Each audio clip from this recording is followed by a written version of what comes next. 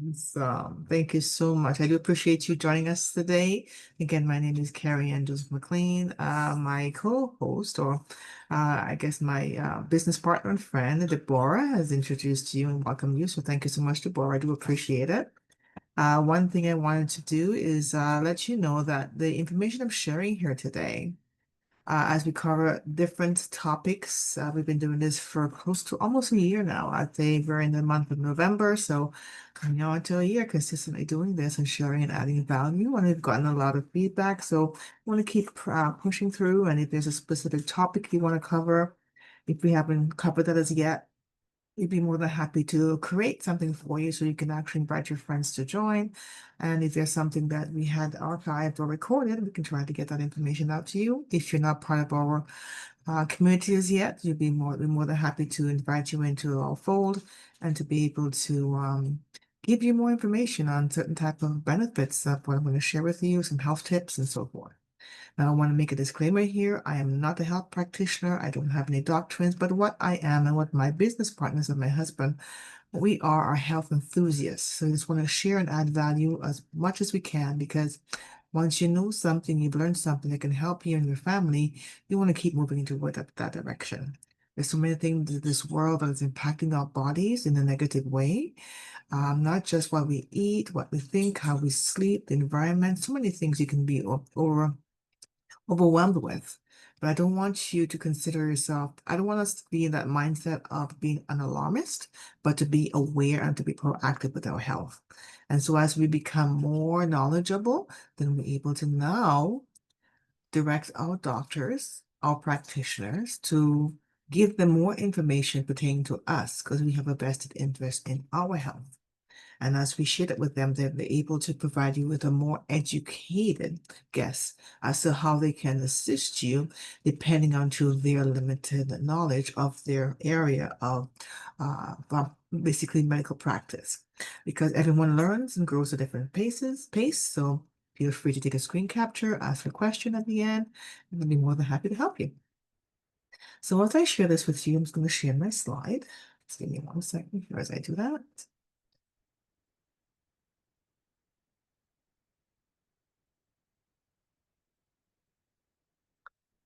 Um,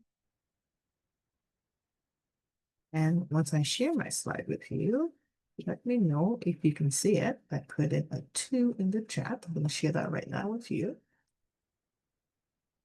And if you can put a 2 in the chat, I'd appreciate that. Okay.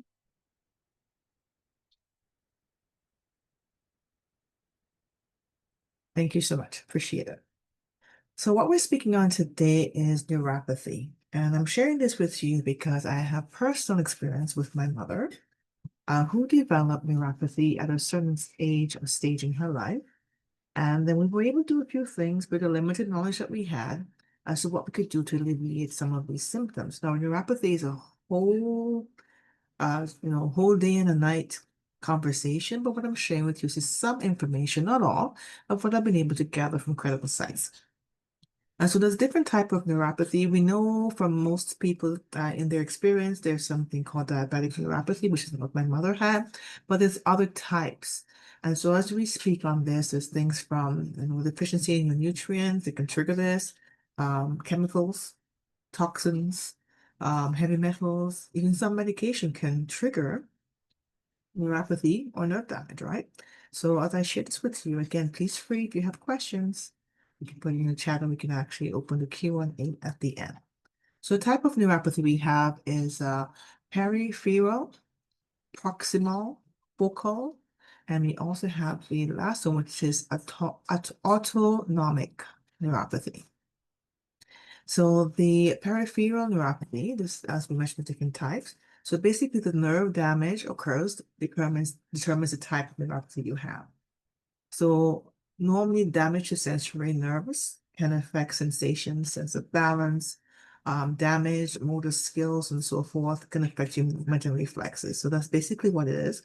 So when it affects both sensory and motor nerves, this is called sensory motor polyneuropathy. So this can cause body-wide damage to your nerve cells, fibers, coverings. All of these things can impact you. And this information I found through also through the National Institute of Health. The website is below as well, so you can do further reading. So most diagnoses of peripheral nerve disease cause different things. So as you know, the most dominant one that we are known about in everyday conversation is diabetic. So there's also alcoholic, multifocal, optic, which is the eye. You have idiopathic, which is unknown where it comes from, but it's actually is something as well. And you have different types, which I won't go into depth as to what they are, but at least you have an idea and understanding. So some of the things, for example, the damage or dysfunction of most things could be um, cause and effect. So you have the cause and effect. Give me 1 second. Guys. Okay, so cause and effect. You may have numbness, some of the symptoms, tingling, pain, weakness, atrophy, loss of coordination. But some of the causes we know can happen over time. So the mononeuropathy is one of them that involves damage only to one nerve. It can call mononeuropathy. And it's caused by compression or injury to a nerve. So for example, carpal tunnel syndrome. That's actually something we know about. So the different types of trauma that can happen over time. It can happen with an illness. It can happen because of repetitive use and so forth.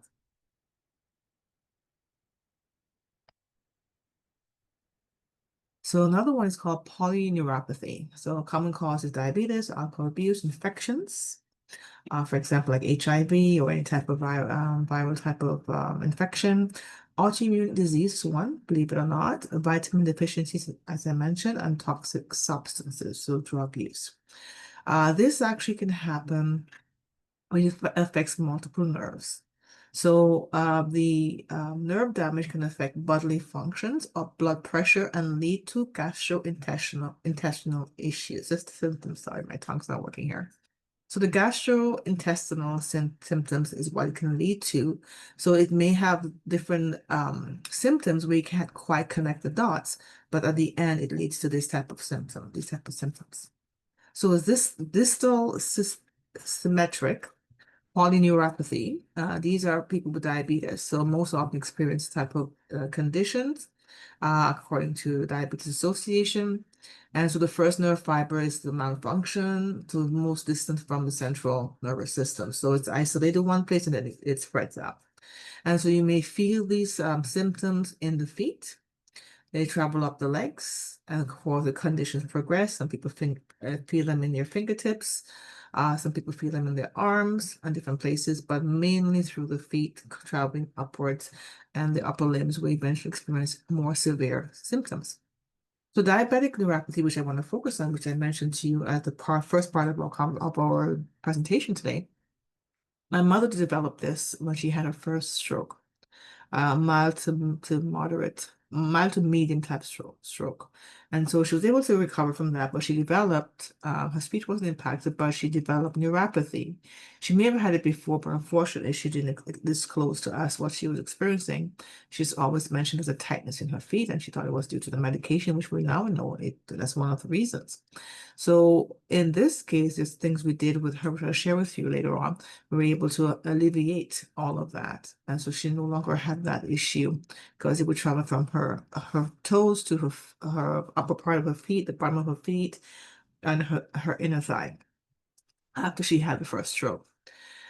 So this is basically where you have certain types of damage for the autonomic nerves. So basically, it controls involuntary body process. So things like your bladder, your intestinal tract, your blood pressure, heart, and sex organs.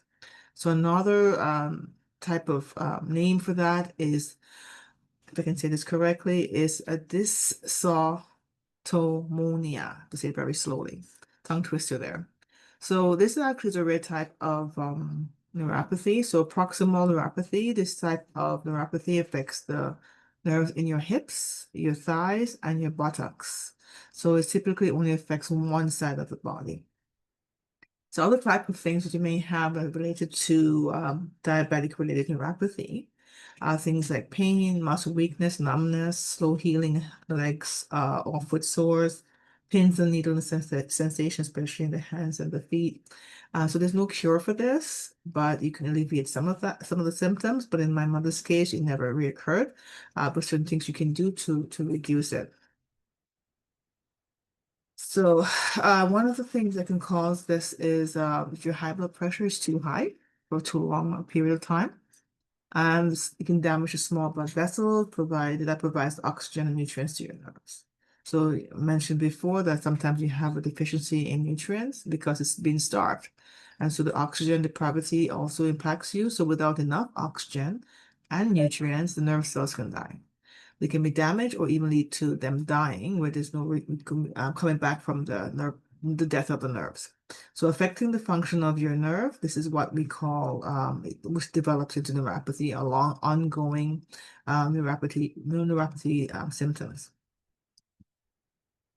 So what are the complications? Well, some could be the skin breakdown, infections, ulcerations, something called Shaw cut foot, difficulty with mobility. My mother always mentioned she had tender feet. So when we would go for walks, so when I encouraged her to go for walks, she couldn't do it for long periods of time because of the damage over time. Her feet became very tender, but she never, after what we did, she didn't experience the pulsing sensation or the pins and needles, and she didn't have breakdown of the skin. I'll share with you again what we did to be able to help her to not get to that stage. Increased risk of falls and bone fractures, leading to also amputation because of the nerve damage or death of the nerves. Some of the symptoms of diabetes-related neuropathy, we mentioned before, is numbness, but pain. So it can be described as burning sensation, stabbing, or even shooting. So unusual touch-based sensation can also lead to, the death of your nerves or the damaging of your nerve, muscle weakness, but also total loss of sensation in your feet, like not feeling pain from foot injuries. Best visual I can give you or example would be we had a schoolmate from back home and she did not know she was diabetic and she stepped on a needle and that needle stayed in her foot for a very long period until she started getting um, gangrene. And of course, over time, because it was not treated, she lost her leg from all the way from her hip down to her foot because it actually spread into all these things that the numbness, no pain, no sensation lost, unfortunately. And she was about 40 something years old at the time. So what are the areas that can also affect you when you have symptoms for neuropathy? Your eyes. Tension in the eyes can happen. That can lead to neuropathy as well because your insulin level is too high, not managed correctly. It's not you're not doing the right things in the sense of regulating your insulin level. Your bladder, less control of that. You're not able to retain your urine, also prone to more infection. This is someone who has diabetes with their sugar levels too high, and then because of neuropathy, this also contributes to all of this. So not only that, but your digestive system, things like heartburn, nausea, vomiting, even gas is one of them. Sorry, just want to make sure. Can you guys still hear me? Because somehow I think I just want oh, perfect. Somehow my default mic decided to disable itself. All right, thank you so much. All right, so let me just go back to this slide and what is this? Okay, so these are some of the things incontinence can happen. I know some people who may be going through menopause or even some people, men with andropause can also experience urinary incontinence if you've had a child. So of course, the weakening of your pelvic area can happen, but also those who have developed neuropathy or developing neuropathy, these are some of the signs. Frequent UTIs, infections, right, can happen. This sexual dysfunction, erectile dysfunction, these are all part related to neuropathy as well. Retrograde ejaculation, vaginal dryness, even anorexia gasmia. So these are things that we may not realize are connected, but they could be depending on the symptoms you have. Cardiovascular system, your low blood pressure, irregular heart rate, dizziness, fainting. These are also things that can be related to neuropathy. Even your sweat glands, so excessive sweating or lack of sweat. Even your eyes, so difficulty for your pupils to adjust to change in light. These can cause many things, but can lead to hypoglycemia because you're not really aware of that. Now, what I would suggest, of course, is to check your eyes as frequently as you can, speak to your doctor, express to them what you're feeling, and they may be able to do by process of eliminations or even further testing to determine if you have neuropathy or you have nerve damage. So other symptoms as well of diabetic or diabetes-related neuropathy is I mentioned all the other things about the movement, sensory disturbance, all of these things, even your cardiovascular system.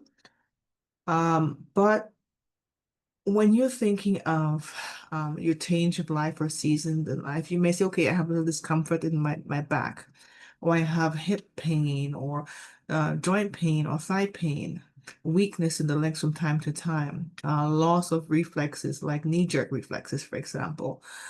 Write these down, get a journal, and write down the things that you're experiencing. So when you go to your doctor for your next visit, you can say, well, doctor, I'm seeing this with my body, I'm experiencing this and that, and they can determine different things. But also, one of the symptoms is unexplained weight loss as well.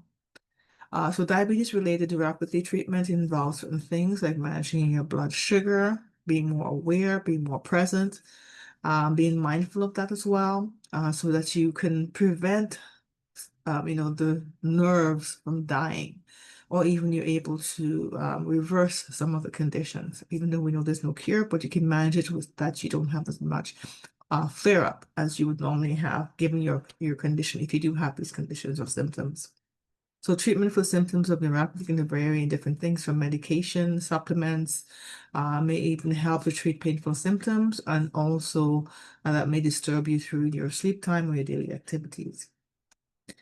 Some people may experience certain things especially in their feet, because we're always on our feet, we're always moving around, and we sort of don't treat them as part of our overall well-being because we're so busy doing things that we think that, okay, the feet for walking, moving, exercising, but then we start seeing these little symptoms.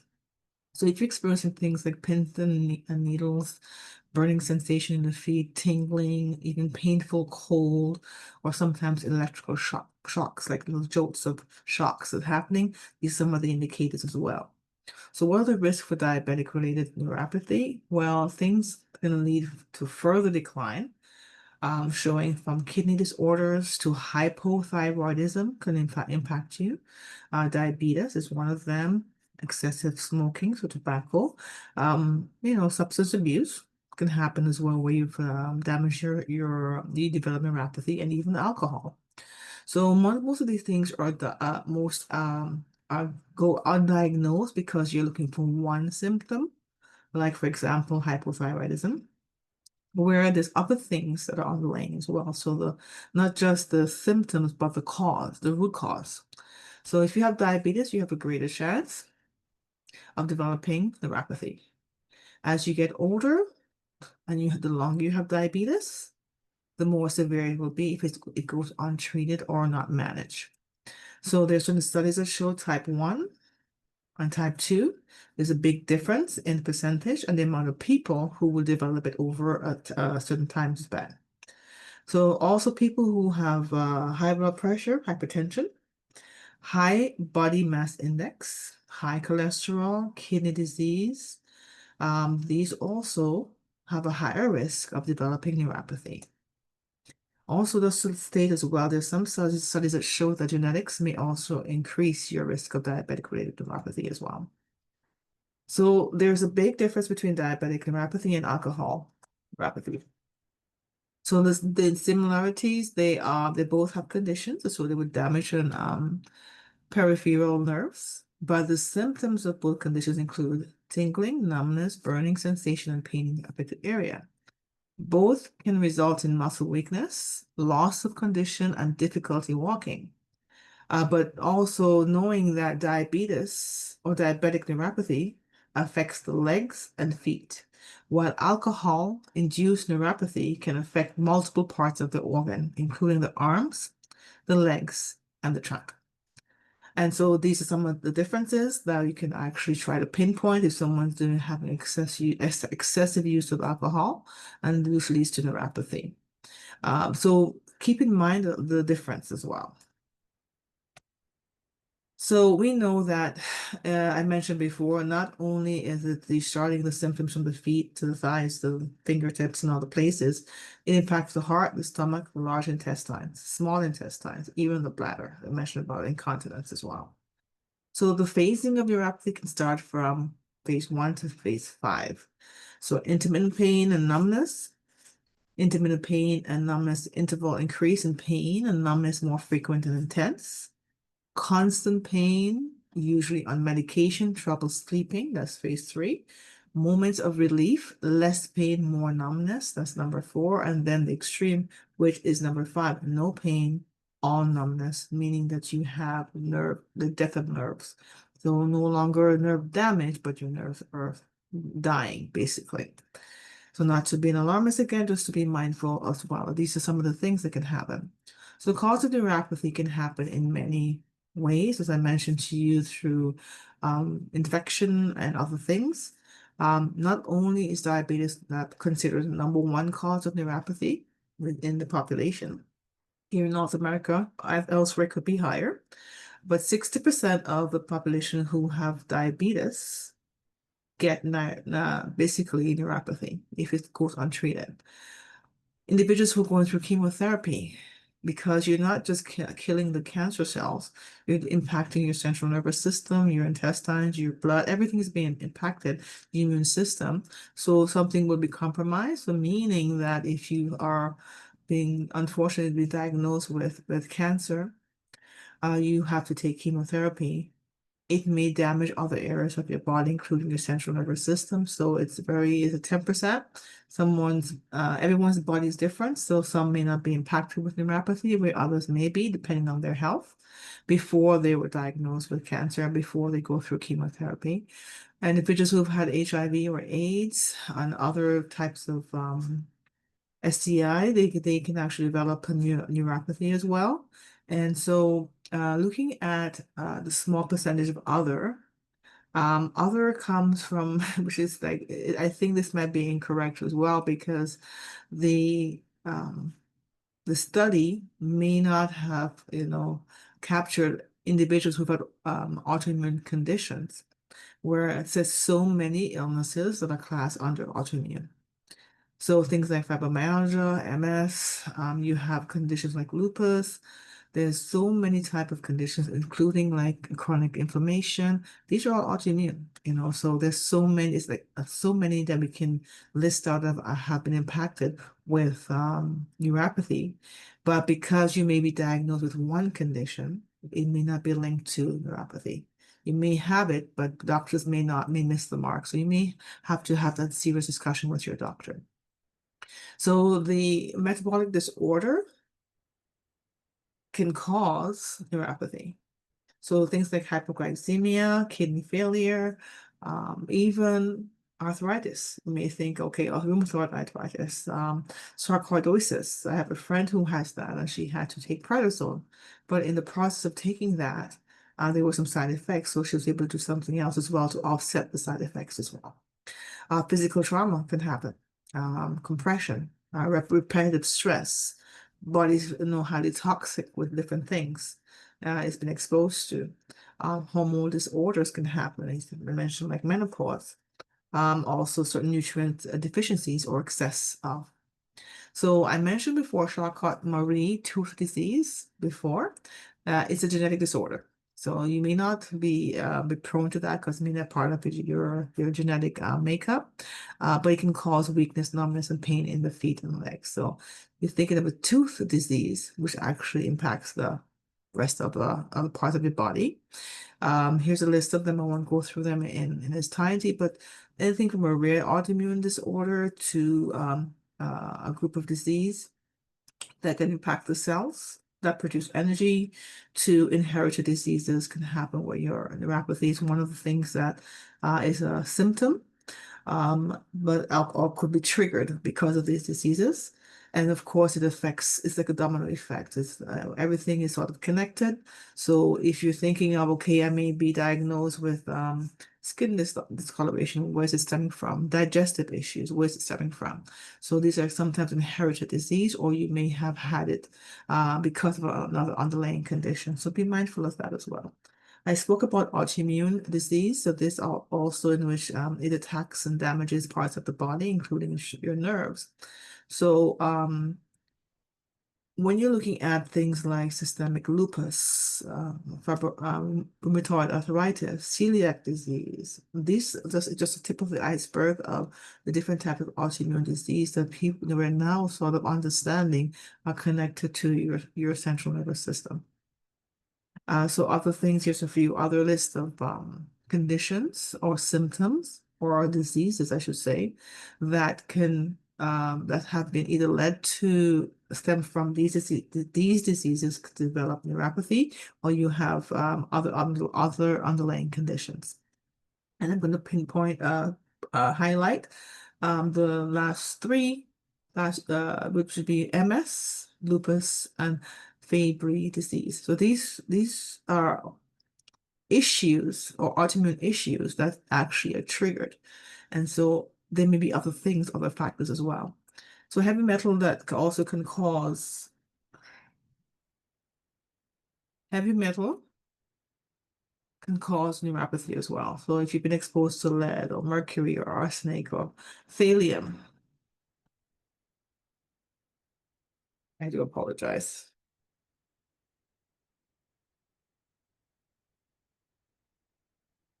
So other heavy metals that can cause neuropathy could lead to these things. I found this through Gluten-Free Society. Actually, I was going through some things that the doctor was actually mentioning on things that can actually damage your nerve, your central nervous system. So you may be exposed to these things as a child. And 20, 30, 40, 50 years later, it's actually manifesting itself in certain things. So pesticides, heavy metals like mercury, these actually can damage the nerve over time, and they're common signs for neuropathic symptoms. Also, deficiency in nutrients. We know the food we eat now, the soil is heavily depleted. Things are produced at a rapid pace, so we don't get all the right nutrients we need. Some are genetically modified, so we are deficient in certain things, and we don't know we're deficient until we do a specific test or go to a naturopathic doctor or nutritionist, and I have them do certain further testing. So vitamin B12, B1, B3, B6, folate, vitamin E, copper. If you're deficient in any of these, can actually cause long-term neuropathy, and you're not realizing that. So one of the things I want to highlight is vitamin B12 deficiency. So if you're deficient in this, it can damage the certain parts of your nervous system. This actually deficient is B12 protects your nerves. So if you're depleted, of course, it's gonna impact you in other parts of your body. B1, B2, B3, B5, B6, B12. I won't go through in its entirety, but you can take a screen capture of this as well. Most of these, when we look at, or all of these, as we look at protecting the brain, protecting your neurotransmitter, protecting your central nervous system, if there's a decline in certain things, for example, B3, without that, your central neuropathy, which includes cognitive decline, memory, and recall, you may start finding issues with that. Things like B2, which can basically due to lack of demobilization. All of these things impact the nervous system. So you may need to, if your body's not producing enough glutathione as an antioxidant, which helps protect and preserve your nerve tissue, if you deplete in that, you're not realizing there are issues there, then of course, you don't know until you know. Have to go again, speak to a naturopathic doctor, try to get, a test done to see what you're deficient in.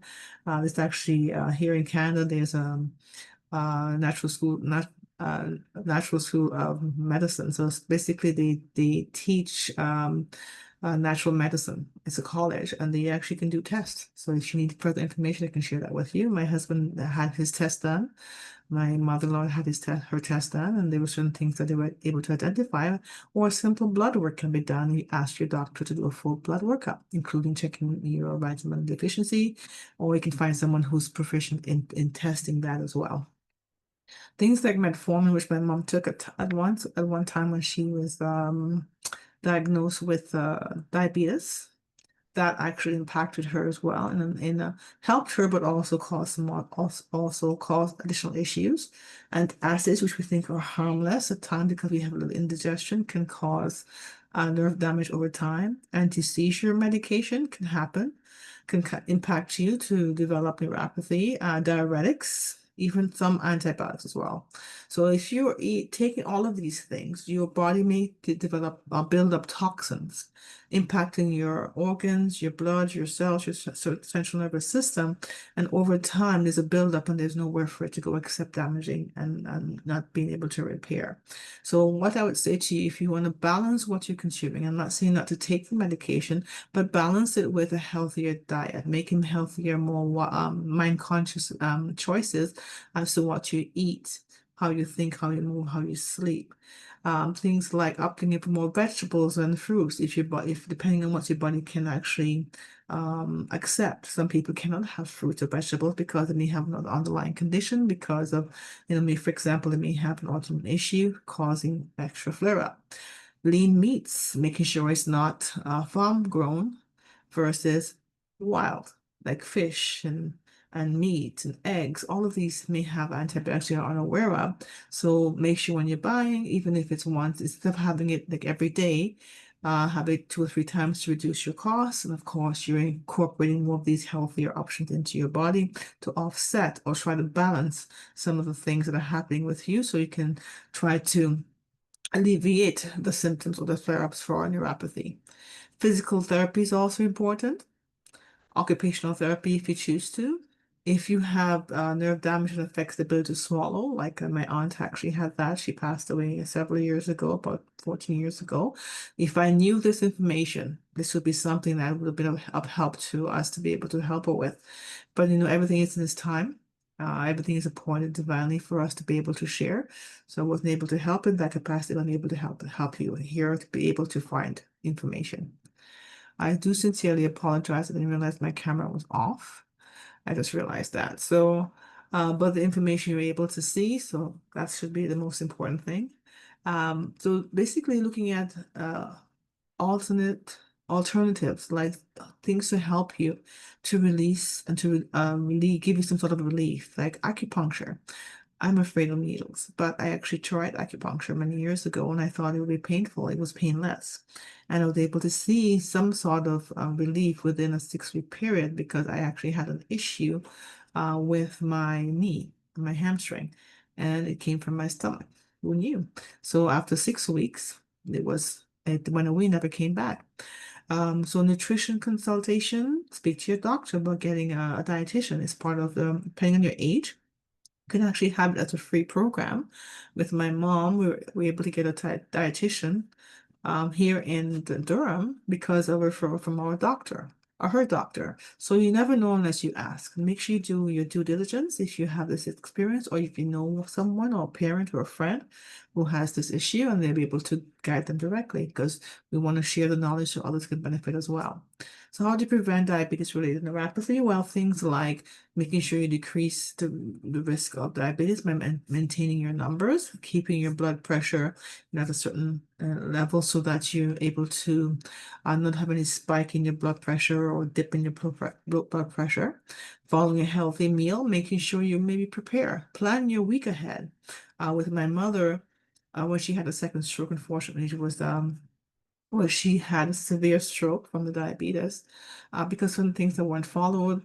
Of course, it also has to do with the mindset. I'm not blaming her, but there's certain choices that were not made, which led to this. And caring for her, I decided to prepare meals 2 weeks in advance. So I would cook, big meals on a weekend, on a Sunday, prep it, parcel them out, label them, put the dates on them, and freeze them. So she had healthier choices so that we're not just randomly making things that are unhealthy for her. And that actually went well for about 2 years. So following that exercise plan, even you go for a walk, and again, I'm going to refer back to my mom. When her numbers spiked, a simple walk around the neighborhood for 20 minutes dropped her numbers by at least 11 points. It went from 22 to, I think it was 9 or 10. Um, I'm counting right, from a 20-minute slow walk, and it brought her numbers down. So imagine what you can do when you have an exercise plan in place to help to maintain what you're doing. Now, if you have those moments where you're having a flare up or tender feet or some sort of like pain level has gone up, it's not the right time, of course, but in between, due to the pockets of time that you have. Reduce the amount of alcohol. If you do drink alcohol, avoid it or quit smoking as best as you can, and do not do the option for the vape, and but also have something as a coping mechanism so that you can sort of wean yourself off of the alcohol in a sense or avoiding smoking. So visiting a health practitioner, making sure you do self examinations, making sure you check your feet for cracks or wounds, broken skins, because if you find it's not healing at the rate it should, something's not quite right. So exercise helps you in the sense of lowering your blood pressure, also lowering your sugar levels, also having a routine in place, maybe get a workout buddy or someone to help you, or an app or something that'll help you to stay consistent. And if you're able to do those things consistently, at least 2 or 3 times a week, you can find the changes happening in small micro changes, which will lead and compound to, the better experience overall well-being. So make sure you speak to someone who is you're dealing with for your health care to make sure that you're choosing the right exercise regime for yourself. If you have underlying condition where you find yourself being taxed, physically because you're working out, that might not be the best, to do intense workout, but maybe light to moderate, like for example, chair yoga, swimming, things that are not as so much impact on the body. Physical therapy I mentioned before, things like aerobic exercise, flexibility training, even in your chair, you can do that. Strength training can happen. For myself, I have a back injury, so I can lean against the wall with a nice balancing ball and help yourself guide yourself down. There's a picture of this lady squatting. I can't do that, so I use the balancing ball on my back, and I help myself to go down and come back up. So that's my support. But over time you get stronger, right? So balancing, strengthening your core, your body can help you with a long way of alleviating neuropathy. Also as well, the benefits of these have shown to ease pain. It may not be the nicest thing you've experienced when you're working out, because no one wants to really do consistently working out, but we know we feel really good afterwards. So it's supporting recovery of damaged nerves, increasing blood flow and circulation, on the overall well-being, feel good feeling, increasing muscle strength, of course, and enhancing the range of motion and flexibility. I find when I do that, I'm more flexible. Am I always diligent? No, but at least you can try. Now, metformin I mentioned can cause deficiency in certain things like CoQ10, vitamin 12, folate, unknowing to you. Blood pressure medication, things like potassium, calcium, magnesium, and vitamin B1 can actually impact the levels, causing it to go down, to decline. And acids, they actually can deplete B6, B12, calcium, magnesium, and copper unbeknownst to you. Chemotherapy, as I mentioned before, if you're going through sessions or bouts of chemotherapy, these can actually cause neurological symptoms. But also you may not even realize that you need to have an abundance of your nutrients, or increase your supplements, because you're sort of protecting yourself in a way of building up your immune system, protecting your organs, protecting everything else as you're going through chemotherapy, right? If that's a choice you've made for your recovery or for your care. I mentioned about antibiotics. If you have long-term periods of use, it can destroy the gut flora. So it's responsible for producing many of the B vitamins. So if that's impacted, of course, your gut health will be compromised. And of course, things I mentioned before, like anti-seizures, it can the seizures are like they're like sort of like neuropathy because impacting your central nervous system. But the medication you're taking, if you're taking anti-seizure medication, can block B1 and B12. So this can lead to chronic nutritional neuropathies over time. So some of the foods you can think of or consider for neuropathy, more increase of omega-3s, vegetables, fruits, on a daily basis, right? If you're diabetic, you know the amount of fruits and vegetables you can have because everything converts to sugar. Speak to your dietitian, your doctor to get a well-balanced meal. Whole grains, if you can, if your body allows, if you have, unless you have gluten sensitivity, lean protein, right? So all of these things actually can help you. Just a note as well, if you're a cancer survivor, things like flaxseed, soybeans, all of these should not have. Because they actually impact you in a negative way. So if you're a cancer survivor going through cancer, and again, I know this because of my cousin who's now, thank God, 7 year cancer free. When she was diagnosed with breast cancer, I gifted her some supplements. She took it before and after her surgery and during her radiation. And then over time, learning there's certain things you can consume to help you with your cancer journey of recovery. But one of the things that was we found out is that those who've had cancer or gone through radiation or chemotherapy to stay away from things like flaxseed. And that's actually it works against your recovery. Things that you avoid, although we gravitate to these feel-good foods, I'm guilty as well, from time to time, it's things that have gluten. If you can, stay away if you can't, minimize the amount of time you consume it. Salty fast food, because you have iodized salt versus the good salt.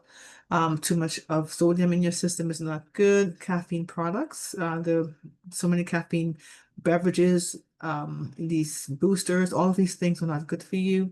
Alcohol drinks and inorganic GMO products. If you can avoid or minimize how much you consume. So all of these tend to impact you in a negative way, including your central nervous system, and can affect many areas of your life. But also there's something that when you consuming these things, you may think, okay, it feels good to consume, but over a long 20, 30, 40, 50 years of your life, these things start showing up. This dysfunction in your body starts showing up. So I mentioned before about inorganic GMO products. Unfortunately, we can't really tell for some foods. We know some foods that have no seeds like versus seeds. Price is a little bit higher, maybe have less of it, but still consume them. Stay away from white sugar.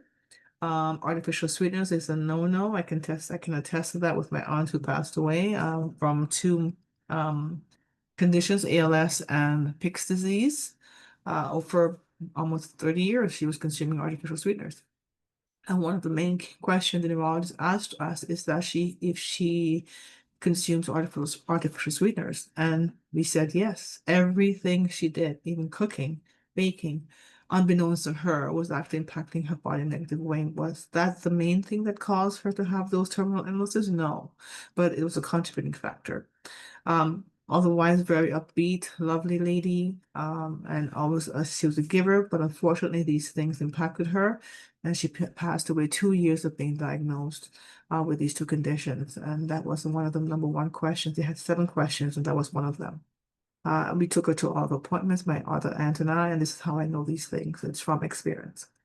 Your heart also is impacted and many other things, but I want to give you a couple of tips and I won't try to stay too long. If you're treating neuropathy, things like resting, icing, compression, elevation, warm water soaks, foot massages, if you can. If you can get the massages, like reflexology, that would be great, alleviating the tenderness. My mom, we got her this circulation pad that she put on her feet and plus something else she was consuming. And within 6 months, the neuropathy went away. Herbal remedies you can consume, ashwagandha, turmeric, ginger, other anti-inflammatory type of natural supplements. Be mindful as well if you're taking a beta block Do not take turmeric. Speak to your pharmacist because it inhibits the effectiveness of the beta block. I knew this from my mom. And all of these things, she's diabetic as well at the time. There's different types of therapy, but choose one that works for you. Try out a few things to see how it works. Contrast therapy, you can do iced and hot and warm, sorry, ice water or cold water versus warm, and alternate to alleviate all of these things. I can tell you this works with my mom when she had her second and final stroke, which left her bedridden. She ended up having a curved hand, and we did the cold and the warm, and over time, from the hand being curved to being straight, it never curved again because we were doing that plus physiotherapy at home every day. I was doing that on her fingers, her arms, so that she wouldn't have that curve um, nerve damage from the stroke. And so we were able to do that. So I can share with you that that did work. Lifestyle modifications, stress management and relaxation, making sure that you can be in a relaxed state because when you're more stressed, your pain receptors or your pain actually heightens. So try to reduce as best you can. Meditation, deep breathing. You catch yourself getting stressed out, stop, breathe, take a moment for yourself and then get yourself off the hamster wheel and try to relax so that you can minimize the amount of flare that you have. Things like essential oils are also good too. Lavender, if you're into essential oils, lavender, peppermint are really good for soothing, especially if you want to soak your feet into that and to rub yourself with that. It's actually really good. But some of the things I also wanted to express to you is one thing I want to express to you when my mom had her first stroke. I knew about this particular superfood, which I'm going to share with you. Now, 14 years ago, yeah, actually 14 years ago, this past August, my aunt passed away, and I never knew about this. And if I knew, then of course I would have been able to gift her with some of this information, with my family. But unfortunately, she passed away before I found about this. But because we knew about this when my mom had her first stroke, 5 years prior to the second one, we started consuming, everyone knows cinnamon, right? Cinnamon and an infused beverage which had the cordyceps and the reishi. Now, you may not have heard this before, but I didn't know until 14 years ago, which when we started benefiting from this by consuming it ourselves. The reishi is actually a medicinal mushroom. The cordyceps is also a medicinal mushroom. These two went hand in hand and they were synergistic in helping my mom alleviate neuropathy in her feet and her thighs, along with the circulation pad that she was using every single day with without fail for 6 months. In her case, it went away. She only had the tender feet at the end. So that was her experience that we were able to witness for ourselves. If it may help you, great. If not, then of course, you would best know because your body will never lie to you, tells you exactly how it feels. But we fell in love with these two, reishi, also cordyceps. But number one for me in my heart is the reishi, which is also called Ganoderma. It's considered a medicinal mushroom, but also on the hierarchy of food supplements. So it can be consumed in a sense, not like a hallucinogenic mushroom, because there's different classes or different areas of mushroom. But this one is considered safe. There's over 3,000 case studies through Public Medical Library, which is not part of our brand, but also it helps you with your overall well-being and much more. So cordyceps helps with your supporting energy, endurance, but also your well-being. It helps with if you ever had nerve damage as well, which I'll share with you in a sec. And also the reishi, it helps with it's an adaptogen. So it helps you with reducing your stress level, promoting health and wellness, provides you a lot of antioxidants as well as amino acids, and all different types of supplements, nutrition in that one supplement. Lion's mane is new to my world. I love it. I've been consuming it for about almost 3 years, and I love it. Now, I'm not a lover of mushroom with the texture, but I love how it's infused into beverages that I like, maybe you may like. And so most of the things that we know we're told to stay away from, it's actually pretty good to have when it actually helps to change the properties of what you're consuming. What I mean is this mushroom is commonly used worldwide as a health supplement, also used on its own as a medicinal use. Now, the reason I say that, if you're looking at a food supplements with high amounts of antioxidants, high amounts of amino acids, minerals, and vitamins, you may not be able to find it in one source. So I'd say to you, for example, you may like avocados, you may like oranges, you may like, strawberries. I love chocolate, but you may not get all the nutrients you need from that one single serving. So if you were to consider adding a supplement to your regime, your daily, what you're consuming, what you're drinking, things like lion's mane, Ganoderma lucidum, which is also called reishi, or even cordyceps, or what they have them consumed synergistically in your body. And pay attention to how your body is responding. You're leading yourself to a healthier lifestyle because you're making the conscious decision of consuming something. So I made the conscious decision, along with my husband, to start consuming this about 14 years ago, coming up to 15. I started off with an infusion of this reishi into a green tea because at that time I didn't drink coffee because I could not, because of the negative side effects. And I started noticing a few things about myself, including my allergies.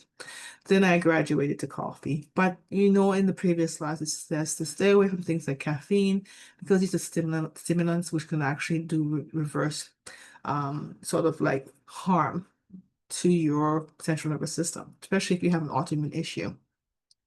But the reason I'm sharing this with you is that we are able to infuse into products that you can consume without getting the negative side effects.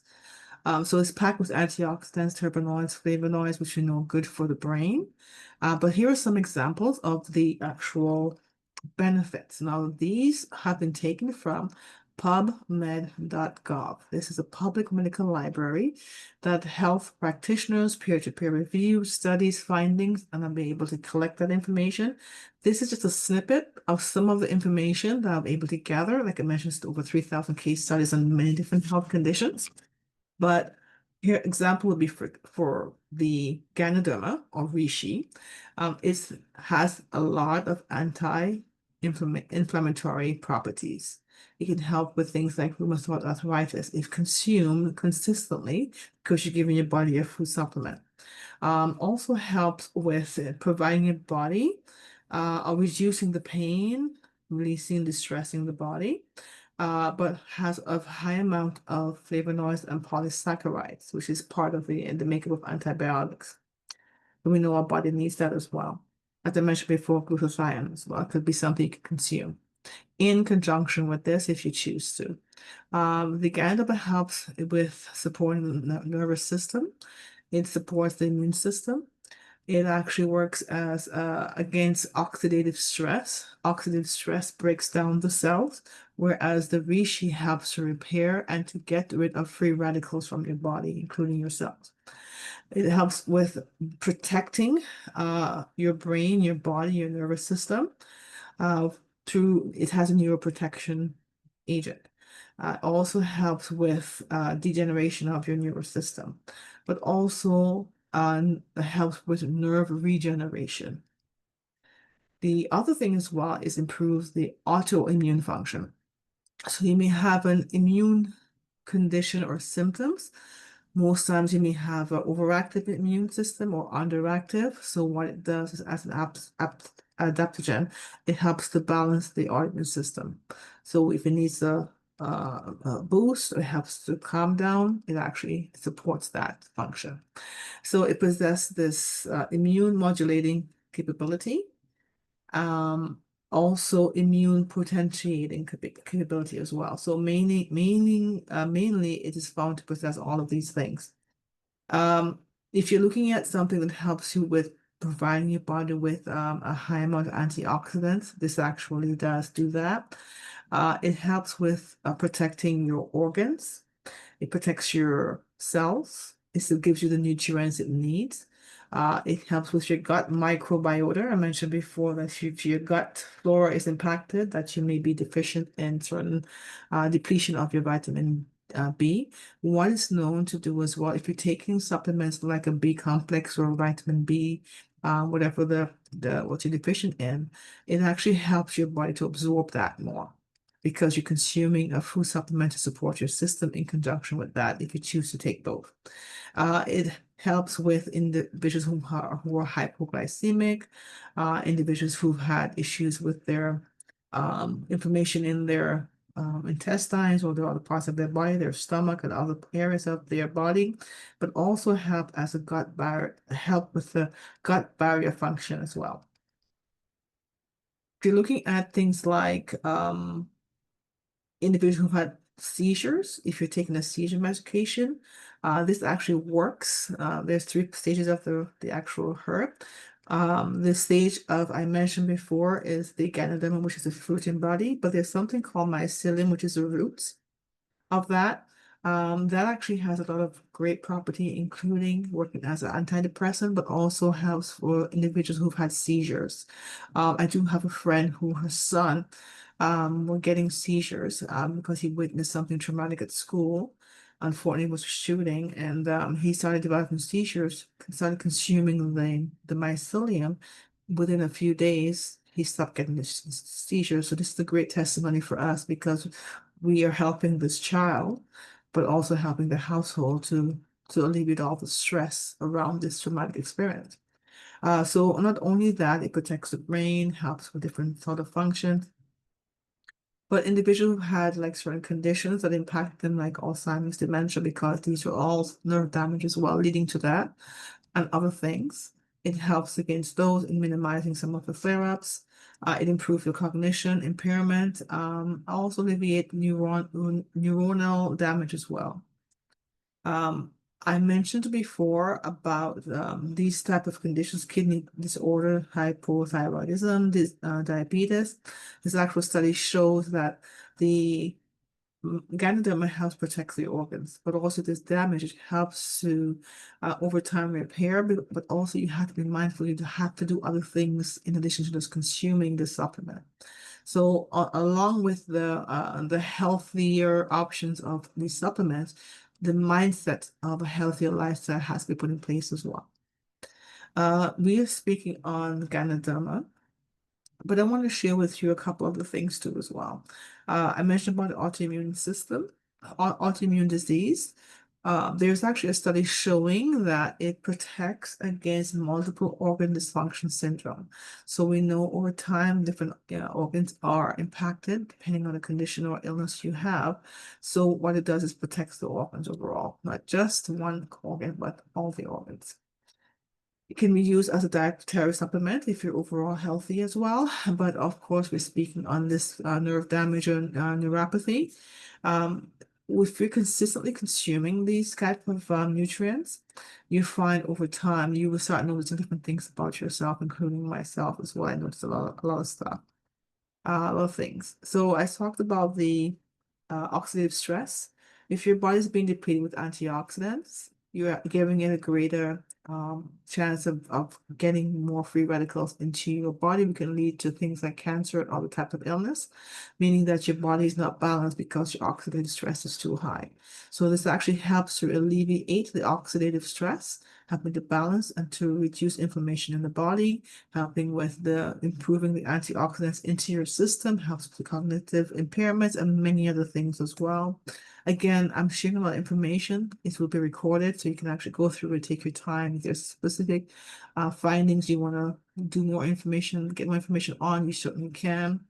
But cordyceps also is one of the things I like because cordyceps itself works well on its own. We have it infused into our teas that we have in our platform, but it can be consumed with the reishi as well.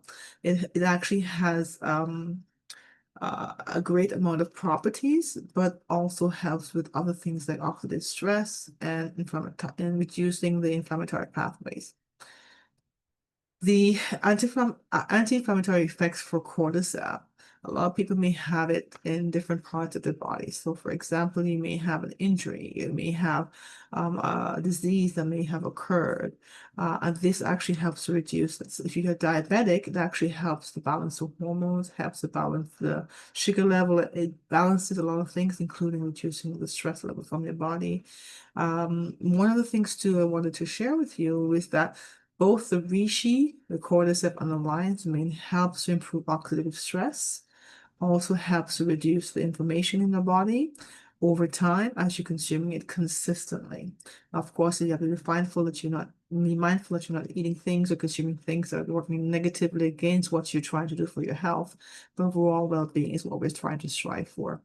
The lion's mane helps mainly with cognition, also for stress and moodiness, but also can be known to help with improving not only your cognitive function, but also reducing oxidative stress as well and anti-inflammatory.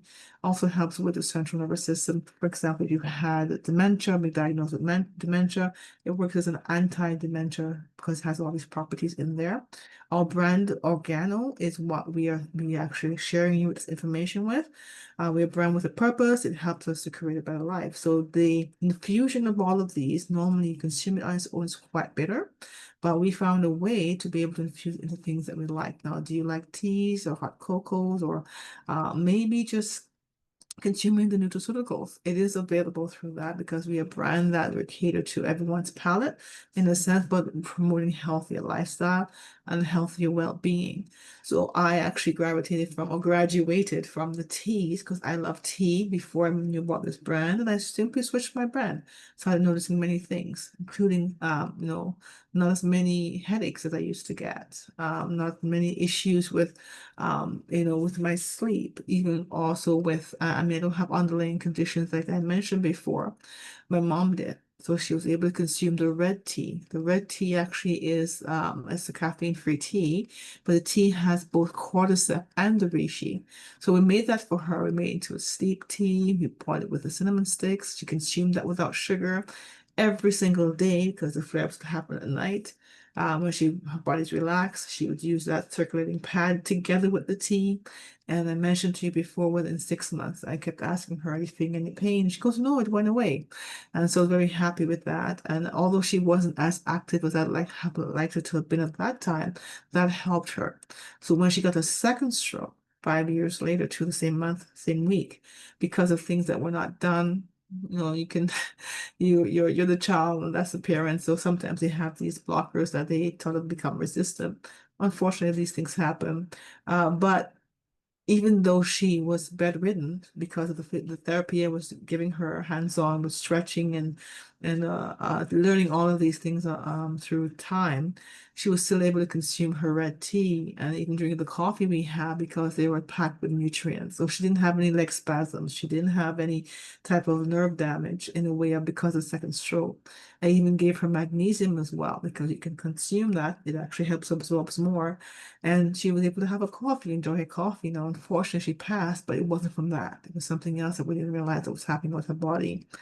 But over time, the gift of health is very important, no matter whatever stage of life you're in. So I want to encourage you, if you've consuming tea right now, or if you're consuming coffee or simply water and you're taking supplements, consider adding this to your lifestyle, your health journey. Try it for 30 days, 60 days, 90 days to see what works for you in the sense of how your body responds to it. Now, I know I did for myself, my family, people were giving me feedback, but in your case, you won't know until you consume it. So right now we actually still have a promotion which has been extended beyond, I think, till Christmas, where shipping is free if you order a specific amount only in Canada. And right now, if you place your first order on the website, it is 10% off on your first order. So I love this. I love the taste of it. And if you're like me, if it doesn't taste good, I won't continue doing it or consuming it I know it's bitter to taste. The great thing about this is that the infusion of the herbs, which are normally bitter to taste, you don't taste it. All you taste of the coffee, teas, and hot cocoa, because this is basically a delivery mechanism to get into your system every day. Now, can you truly say that you're taking your supplements every day? I can say I'm guilty of not doing that, but I don't miss my coffee or my tea because that's how I grew up. But if you're not a hot beverage kind of person, they can be made hot, cool down. You can drink them as an ice beverage to still get the same effect. We also have it in toothpaste. The Ganadam is there as well if you want to have, your gum health. But also just having an overall well-being. We have it in the soaps as well. We have a skincare line, which is not part of the Ganoderma family, but it's still part of our company, our organo, which we represent. It is all natural. I've been using that for about 5 or 6 years now. So thinking of making one small choice for lasting impact, this is where we can say we give you that challenge. Give yourself that chance, that choice to have a lasting impact. And many things can be shared today, but until you start consuming it and experiencing it, you won't know what can happen to you or what impact you'll have on your life or the changes until you start that journey. We are a brand that we're ethically sourced. We are 100% organic in the way of the growth of the reishi, the cordyceps, and the mycelium. Sorry, the lion's mane, where others grow in plastic bags. So consider all of these things as the passport to your holistic wellness. This is the capsule forms that I mentioned before. They come in different stages. This is the tea I mentioned before. And of course, if you're looking at coffee, these are some of the brands. These have three in there, which is the three mushroom blend versus the one. But at the end of the day, it's your choice. It's your choice as to what you want to do, but I want to encourage you to step forward and to include this. Get back to the person who helped you or invited you to get to know how you can get the products. And we thank you so much. And I'm going to open this up for Q&A. Any questions you have, please let me know. I'm going to check the chat just to make sure.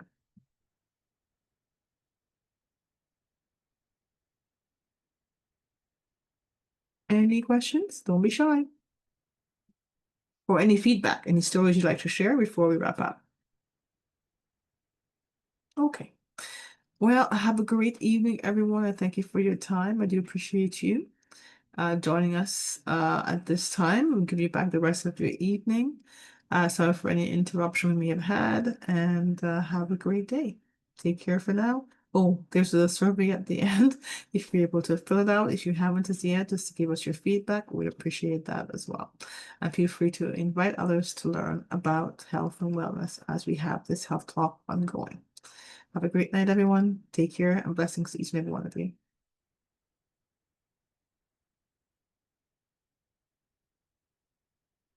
Good night. Good night.